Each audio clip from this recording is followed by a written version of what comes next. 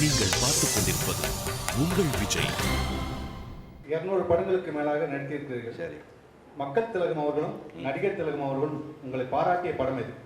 அதாவது பாராட்டிய படம்ங்கிறத விட நான் ரெண்டு பேரோட சேர்ந்து சந்தோஷப்பட்ட விஷயம், எங்கள் ஊரில் வந்து அம்மா வந்து பசங்களாம் கெட்டு போகிறதுக்காக சினிமா போட மாட்டாங்க.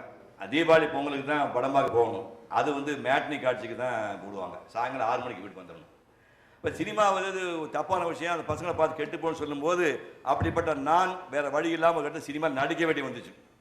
நடிக்க வேண்டி வந்தால் அம்மா பற்றி தப்பாக வச்சுருமேன்னு அம்மாவுக்கு சினிமாவை ஆசை காட்டலாம் சொல்லி ஏமா எப்போ சினிமா பார்த்துக்கான்னு கேட்டேன். அது உங்கள் ஒப்ப ஊமை படத்தை கூட்டி போனால் அது எப்போன்னு தெரியல, கல்யாணம் பண்ண பண்ணாங்க. இந்த ஊமை படங்கிறது 1930களில் உள்ள விஷயம். உங்கள் அப்பா ஊமை படம் கொண்டு போய் காட்டினா அப்போ பார்த்தது தானே.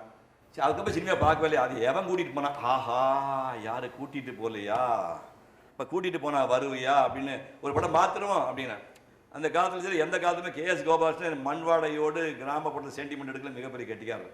அவர் கற்பகம் படம் சூலூர் தியேட்டரில் ஓடிட்டு இருந்து, அம்மா நீ நினைக்க மாதிரில கிடையாதும்மா, இந்த படம் பார்க்கலாப்பா அப்படின்னா. அப்படி தான் பார்த்துட்டா போச்சு எடு அப்படின்ச்சு. மத்தியானம் சாப்பாடு அரிசி பருப்பு சோறு சாப்பிட்டு சைக்கிள் கேரளில் உட்கார வச்சு டபுள்ஸ் அங்கேருந்து 3 கிலோமீட்டர் போனேன். போய் தியேட்டரில் இறக்கி வச்ச உடனே பக்குன்னுச்சு. 2:15 மணிக்கு போனால் தியேட்டர் இழுத்து முடியுது, கவுண்டர்லாம் முடியுது. என்ன விஷயம் கிட்ட போய் பார்த்தா பாரத பிரதமர் நேருஜி அவர்கள் இறந்ததை முன்னிட்டு தியேட்டரை விடுமுறைன்ட்டேன். அப்போ தான் காலையில் வந்து வீட்டில் ரேடியோ கேட்குறேன்.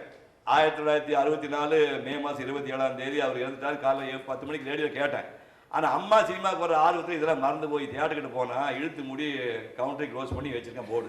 என்னங்கன்னு ஆனால் போய் டிக்கெட் வாங்கிட்டு வா, எங்கே வாங்குறது கவுண்டர் முடி வச்சிருக்காங்க. என்னாச்சு, நேரு சேர்த்து போட்டேன். நான் படமாக வந்து நேரு சாக மாட்டானே, எல்லா தடவை சேர்த்து போயிடுவாங்க. ஆனால் பாயத்துக்கான பல வாடா போகலாம் அப்படின்னு திரும்ப டபுள்ஸ் போட்டு ஊருக்கு போய் மறுநாள் நீ இந்த படம் பார்த்தானம்மா, நேற்று அப்படி ஆகி போச்சு, இன்னைக்கு பார்த்தான்னு எனக்கு எதுக்குடா நல்லா ஆசை வேண்டாம். அப்போ நீ ஒரு தடவை பாருதான், இன்னொன்று பார்க்கல. மறுநாள் பிடிவாதமாக ஒரு 6 மணிக்கு கொண்டு போய் சைக்கிள் ஏற்றி விட்டு கூட்டி போய் டிக்கெட்டை வாங்கி கொடுத்து, தர டிக்கெட்டில் பெஞ்செலாம் கிடையாது, தர டிக்கெட் 25 பைசா டிக்கெட்டில் போய் உள்ளே உட்கார வச்சுட்டு, அப்பா எங்கள் அம்மா நீ படம் பார்க்கலான்ட்டு திரும்பி வந்தால் சூழ்நிலை உங்களுக்கு போகிறோம். அட்டா மழை, அடி அடி நடிக்குது மழை. வாயை திறந்தா தண்ணி ரொம்ப கொப்பு கொப்புன்னு துப்பிட்டு சைக்கிளில் போய் வீட்டுக்கு போய் சேர்ந்தேன். நீ படம் பார்த்துட்டு சினிமா வீடு சூழலியாக இருக்குது, நீ அங்கேயே படத்துக்கு காலில் திப்பக்கம் நினைக்கிறேன்ட்டு எங்கள் அம்மா எனக்கு படம் பார்த்துருப்பா அப்படி சந்தோஷமாக காலில் போய் 8 மணிக்கு போய் அம்மா எப்படி இருந்துச்சு படம்னா. நான் அப்போவே சொன்னேன்ல எனக்கெல்லாம் சினிமா பண்ண கேட்டேடா நீ என்னாச்சு தேட்டரை விட்டனே நீ விட்ட அந்த கேரளா விஷயத்துக்கு மாடு முடிச்சுல அப்போ போன கரண்ட் இதாக வருது எதாவது வரை வெடிச்சு வச்சுருக்கிறோம். கேரளா விஷயம் மாடு முடிச்சாமா, அப்போ போன கரண்ட் இதாக வருது அதான் வந்து வெடிச்சு போச்சாமா. வாசப்படிக்கு கோலம் போட்டாங்க.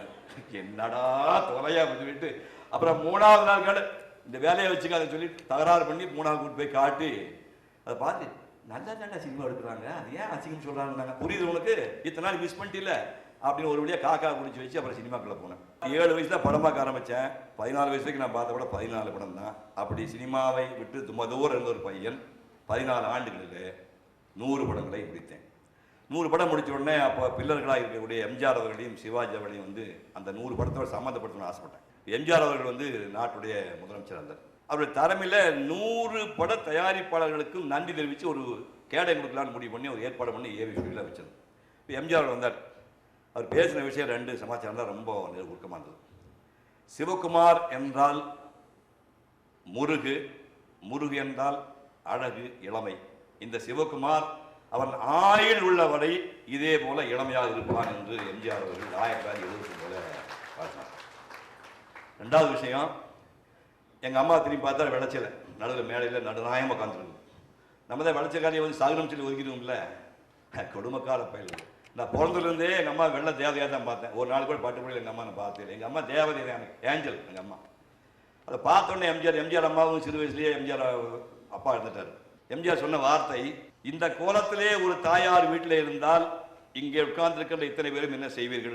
அம்மா எனக்கு 100வது பட விழா இருக்குது, நிகழ்ச்சிக்கு போகிறேன், வீட்டை பத்திரமா தாள் போட்டுக்கோ, யார் வந்தால் கதவை தந்து விட்டுறாத, நான் வரதுக்கு லேட்டாக நீ சாப்பிட்டு படுத்துக்கோ, இப்படி சொல்லுவோமே தவிர இந்த உலகத்திலே நாம் அவதரிக்க காரணமான தெய்வம், இந்த தாயை மிஞ்சிய தெய்வம் உலகத்தில் எதுவுமே இல்லை என்று முடிவு செய்து இந்த தாய் இந்த இடத்துல உட்கார வைக்கிற யோகியதை இங்கே யாருக்கு வருதுன்னு கேட்டார். 2 விஷயம். 3வது விஷயம் சொன்னார், சிவகுமார் ஒரு நாள் படப்பிடிப்புக்கு தாமதமாக வரக்கூடாது என்று 2 மணிக்கு ஆட்டோவிலே வந்தார் என்று கேள்விப்பட்டேன். முதலமைச்சர் சொல்றார். சிவகுமார் ஆட்டோவில் வந்து ஒரு படத்தின் கதாநாயகன் ஆட்டோவில் வந்து இறங்கினார் என்று நான் கேள்விப்பட்டேன். அது உண்மையாக இருந்தால் நீங்கள் பெரிய அதிர்ச்சியாக இருக்கிறது. அந்த மாதிரி இந்த எம்ஜி ராமச்சந்திரன் ஆட்டோவிலே வரமாட்டான். அந்த மாதிரி வீட்டில் கார் இல்லைன்னா கம்பெனி ஒரு வண்டி எடுப்புனா இந்த டப்பா கார் தான் கிடச்சதா, வேறு கார் கிடைக்கல, வேறு கார் கொண்டு வா போ, அப்படி சாக்கு போக்கு சொல்லி தள்ளி விடுவானே தவிர நேரத்துக்கு போக வேண்டும் என்று ஒரு நடிகன் சரியாக போய் சேர வேண்டும் என்று ஆட்டோ பிடிச்சி வந்திருக்கிறான்னா ஒரே நடிகன் சிவகுமார் தான் செய்ய முடியும் என்று அவர் பாருங்கள். இந்த விஷயங்கள் வாழ்க்கையில் மறக்க முடியாத சமாச்சாரம். இப்போ சிவாஜி அவர் அம்மா படத்தை வரைஞ்சி கொடுக்க சொல்லி எங்கிட்ட கேட்டார். அது வந்து பாபு பட ஷூட்டிங் 1970 அம்மா ரொம்ப நாள் தாங்க மாட்டார், கவுண்டரை தெரியுதில்ல எப்படி இருக்கான்னு, இஷ்டம் இல்லையா உனக்கு அப்படின்னார். உடனே ஏவி ஸ்டுடியோலேருந்து ஒரு ஃபோட்டோவை கூட்டிகிட்டு போய் 10 ஏங்கிள் நம்ம அம்மாவுடைய படத்தை எடுத்துகிட்டு ஒரு அழகான படம் ஒன்று வரைஞ்சி அந்த அந்த மாராப் சேலையோட ஃபோல்டு நடுவில் யாருக்குமே தெரியாமல் தாயை காணுமிடமெல்லாம் தெய்வத்தை காணுகிறேன் பொடிகள் எழுதி அவர் ப்ரெசென்ட் பண்ணேன். ஏவி ஸ்டுடியோவில் தில்லோ சுந்தர டைரக்ஷன் அவர் 2 பேர் சாப்பிட்ருக்காங்க. பார்த்தாரு, டேய் உங்கள் கையில் தொழில் இருக்குடா, நீ பொழைச்சிக்கடா, நான் கூட என்ன ஒன்று வச்சுருந்தேன், நீ பொழைச்சிக்கிற பரவாயில்ல, பொழைச்சிக்கோ நீ அப்படின்னு. சரிங்க, ரொம்ப சந்தோஷம். நான் யாரு காலையும் அனாவசியமாக விட மாட்டேன். சிவாஜி என்கிற மாபெரும் ஒரு கலைஞனுடைய நிழல் படத்தை பார்த்துத்தான் நான் நடிப்பை கற்றுக்கொண்டவன். அவர் பராசக்தியாகட்டும், கட்டபொம்மனாகட்டும், திருவிழாளாகட்டும் எல்லாமே ஒரு படம் நிழலை பார்த்து கற்றுக்கொண்டவன். 100 படத்தை முடிச்ச உடனே இந்த நிஜத்தின் காலில் விடுவது முதலும் கடைசியமாக விடுவது நியாயமாக்கணும். ஒரு காலில் ஒரு 500 ரூபாய்க்கு மாலை போட்டு கால் விடுங்க. இப்போ அப்படியே எடுத்து இப்படி நெஞ்சோடு அணைச்சிக்கிட்டு, டேய் தங்கண்டா, நீ தங்கண்டா, உனக்கு உலகத்தில் எதிரியே கிடையாதுடா, உன்னை எப்படா ஒருத்தர் வெறுக்க முடியும், நீ சின்ன தேவை மாதிரிடா, நீ சின்ன தேவைண்டா, நீ வேளாங்க மீனடா. பார்த்தா செவலைங்க பெரிய அண்ணன் யாரு எம்ஜிஆர், பார்த்தா அந்த பக்கம் இருக்கிற மாதிரி தெரியும், அங்கே போயிட்டாலும் அப்படி பார்த்து இந்த பக்கம் இருப்பான், திருட்டு போயிடா, நீ எல்லாத்தையும் சமாளிப்படா, ஆனால் எப்பவும் நல்லா இருப்படா, நீ சிவாஜி வந்தா. இதுதான் என் வாழ்க்கையிலே மறக்க முடியாது. மனிதன் தன்னை மேம்படுத்திக் கொள்ள முதல் அடி எப்படி எடுத்து வைக்க வேண்டும்? சிம்பிளாக ஒரு சொல்லிடலாம். இதுக்கு வந்து திருமூலர் ஒரு அழகாக ஒரு பாட்டு சொல்லியிருக்காரு. இந்த பாட்டு சொல்றதுக்கு முன்னாடி ஒரு அர்த்தத்தை நான் சொல்லிடுறேன். அதாவது மனிதனாக பிறந்த ஒருத்தன் தனக்கு மேலே ஒரு சக்தி இருக்கு அப்படிங்கிற நம்பிக்கையில் இறைவன் படத்துக்கு அடியில் காலையில் எழுதுனா குளிச்சுட்டு இறைவன் படத்துக்கு அடியில் இறைவன் மேலே நம்பிக்கை இல்லைன்னா அவங்க தாத்தா பாட்டி படத்தை வச்சுங்க, அதை நமக்கு ஒன்றும் ஆட்சேபம் இல்லை. நிறையா பேர் சாமியை நம்பிக்கையிலாம் வந்துருப்பாங்க, அது அவங்க சௌரியம். இறைவன் மேலே நம்பிக்கை இல்லைன்னா உங்கள் தாத்தா பாட்டி படத்துக்கு சாமியை கும்பிட்ற மாதிரி காலையில் குளிச்சுட்டு உங்கள் தாத்தா பாட்டி படத்துக்கு அடியில் ஒரு பூவை வைக்க சொல்லலை, திருமணம் பூ வைக்க சொல்ல, ஒரு பச்சை இலை வைங்கலாம். ஏன்னா பச்சை இலை எங்கேயும் கிடைக்கும், பூ சமையல் சீசனில் கிடைக்காது. காலைல குளிச்சுட்டு சாமி படத்துக்கு கீழே ஒரு பச்சை இலை வெயில், அல்லது நம்ம தாத்தா பாட்டி படம் பச்சை இலை வெயில். அதுக்கு அடுத்தது நாம் காமதேனு கும்பிடக்கூடிய பசுவுக்கு ஒரு கைப்பிடி அளவுக்கு புல்லு தினம் கொடுக்குறேன்.